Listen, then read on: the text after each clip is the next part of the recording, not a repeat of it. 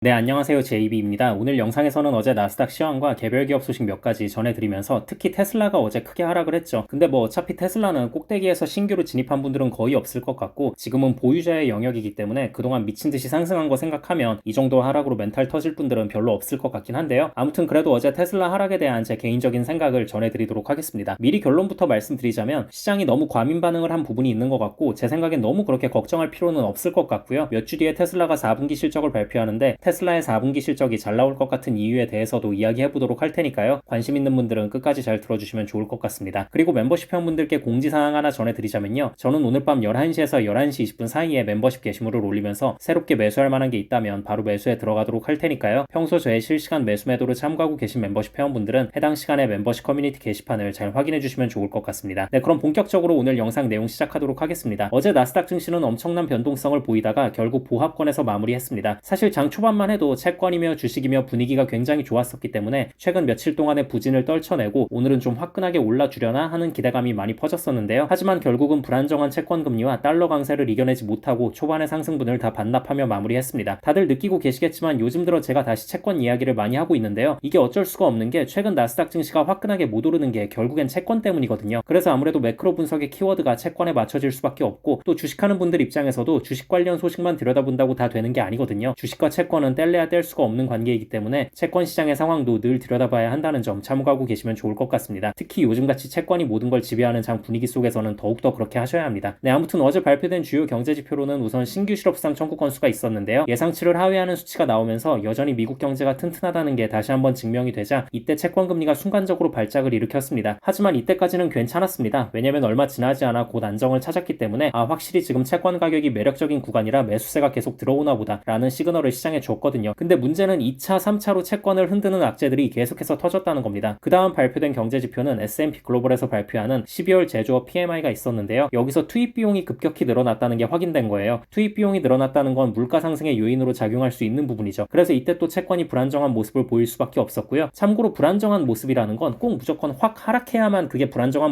모습이라기보다는 상승이냐 하락이냐 방향성을 좀처럼 잡지 못하고 변동성을 극심하게 보일 때 이런 모습 역시 불안정한 모습이라고 보시면 되는데요. 채권이 어제 딱 그랬습니다. 아무튼 주식 입장에서는 채권이 저렇게 방향성을 제대로 잡지 못하는 모습을 보이니까 이거 뭐 어떻게 하라는 거야. 새해 첫 거래일이라 기분 좋게 스타트 끊으려고 했는데 이거 이러면 좀 곤란하지 라는 심리가 퍼지면서 서서히 상승분을 반납하기 시작했습니다. 그리고 또 달러 강세를 촉발하는 요인도 하나 또 터졌는데요. 애초에 주요 경제 지표들이 계속해서 튼튼하게 나온다는 것 자체가 달러 강세의 요인이고 증시와 채권에는 악재로 작용하고 있었지만 여기에 더해서 또 어떤 소식도 전해졌냐면요. 옐런이 부채 한도를 올리지 않으면 1월 14일부터 특별 조치가 필요하다고 경고한 부분이 시장에서 부각되기 시작한 거예요. 그래서 이렇게 미국의 재정 정책에 대한 불확실성이 다시 한번 퍼지며 달러가 강세를 띨 수밖에 없었고 주식시장에도 악영향을 끼칠 수밖에 없었습니다. 네, 그리고 이제 개별 기업 소식 몇 가지 전해드리자면요. 일단 엔비디아는 좋게 상승했습니다. 세계 최대 규모의 IT 이벤트인 CES 2025에 젠슨 왕이 기조연설을 맡게 된 것에 대한 기대감이 좀 있었고요. 또 엔비디아가 자체 맞춤형 반도체 칩 부서를 만들어서 맞춤형 서비스 역량을 확대할 것이라는 소식이 전해진 거예요. 대만에서 수천 명의 칩 설계 인력을 모집할 계획이라고 하는데요. 제가 며칠 전에 엔비디아가 대만의 제2본사를 설립할 예정이라는 소식을 전해드렸었는데 대만을 중국의 위협으로부터 지켜주기 위한 이유도 어느 정도 있을 수 있지만 더 결정적인 건 어쩌면 이것 때문인 것 같긴 합니다. 대만에는